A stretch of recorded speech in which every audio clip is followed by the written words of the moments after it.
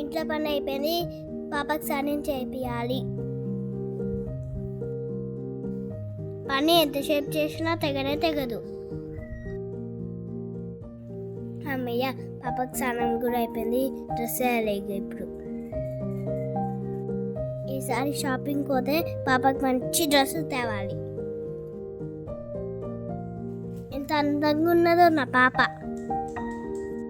కాసేపు పాప పండుకుంటే నేను కూడా పండుకుంటా. అమ్మయ్య, పాప పండుకుంది, ఇక నేను కూడా పండుకుంటా. అమ్మ జీవితం తిందామంటే ఒక్క రూపాయి లేదు, పైసలు లేవు, ఏం చేయాలో ఏమో. నాకు తెలిసిన ఒక ఇల్లు ఉంది, ఆ ఇంట్లో దొంగతనం చేస్తా. ఇది మనకి చాలా ఇంపార్టెంట్.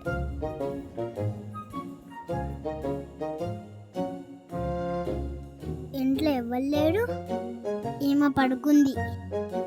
ఇప్పుడు మన పని ఈజీగా అవుతుంది. ఆహా, పండ్లు, అబ్బా ద్రాక్ష పండ్లు తింటా. ఇప్పుడు ఆరెంజ్ తింటా. ఇక మనం వచ్చిన పని కానిద్దాం సైలెంట్గా. అమ్మయ్య, నన్ను ఎవ్వరు చూడలేదు, నన్ను ఎవ్వరు కనిపెట్టలే. అబ్బా, డబుల్ డబుల్ డబుల్ డబుల్. ఏంది తలుపు సొప్పుడైంది?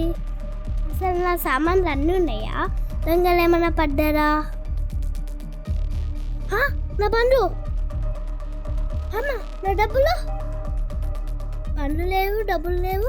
అమ్మ నా డబ్బులు, అమ్మ నా డబ్బులు, అమ్మ నా డబ్బులు. ఇప్పుడు పోలీసు కంప్లీట్ ఇవ్వాలి. అమ్మయ్య, ఇక డబ్బులు అయితే దొరికినాయి. ఇప్పుడు ధూమ్ధామ్ చేయొచ్చు. చికెన్ తెచ్చుకోవచ్చు, మటన్ తెచ్చుకోవచ్చు, ఎంజాయ్ చేసుకోవచ్చు. ఇంకా పలగొడదాం. పోలీసు వాళ్ళ దగ్గరికి ఎందుకు వెళ్ళాలి? అయినా నేనే పోలీస్ కావాలనుకుంటున్నా కదా. నా ప్రాక్టీస్ ఇప్పటి నుంచే స్టార్ట్ చేస్తా. ప్రాబ్లం నేనే సాల్వ్ చేసుకుంటా. ఇప్పుడు వాళ్ళని ఎలా కనిపెట్టాలి? సిసి కెమెరా ఉంది కదా. ఆహా, వీరా దొంగ పక్కనే ఉండి ఎంత మోసం చేశానన్నా.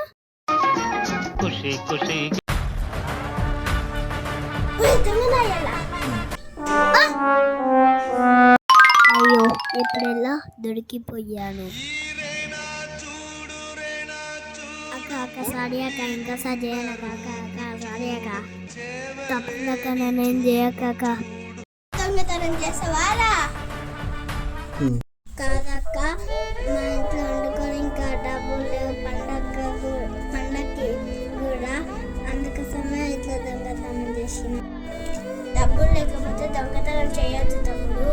ఏదైనా పని చేసుకొని డబ్బులు సంపాదించాలి. నీకు పని ఇస్తా, డబ్బులు ఇప్పిస్తా. సరే అక్క, థ్యాంక్స్ అక్క. అవసరం ఉందని అప్పు చేయొద్దు, దొరికిందని దొంగతనం చేయొద్దు.